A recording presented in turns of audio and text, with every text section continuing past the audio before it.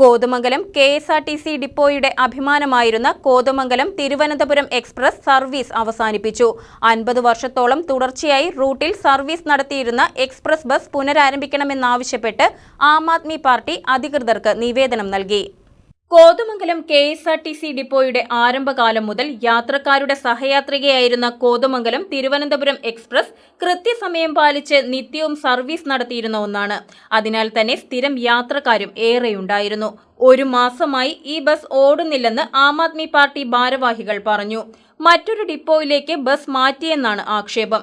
Service പുനരാരംഭിക്കണമെന്നാവശ്യപ്പെട്ട് Aam Aadmi party municipal മണ്ഡലം committee അധികൃതർക്ക് നിവേദനം നൽകി. കഴിഞ്ഞ 50 വർഷമായിട്ട് നിരവധി യാത്രക്കാർ പോയിക്കൊണ്ടിരുന്ന ഒരു സംവിധാനമാണ്. അത് പെട്ടെന്നൊരു സുപ്രഭാതത്തിൽ നിർത്തി അത് എക്സ്പ്രസ് ആണത്. നിരവധി യാത്രക്കാരും ലാഭകരമായ ഒരു സർവീസാണ് നിർത്തിക്കൊണ്ടിരിക്കുന്നത്. അത് നമുക്ക് അടിയന്തരമായിട്ട് പുനഃസ്ഥാപിക്കണമെന്നാണ് ആദ്മി പാർട്ടി ആവശ്യപ്പെടുന്നത്. President Sabu Kurisinkal, Vijoy Pulickal, Johnson Karukappillil, KS Gopinathan, Jose Malikkudi, KP Saju, Kunjithomman തുടങ്ങിയവരാണ് നിവേദനം നൽകിയത്. KCV news, Kothamangalam.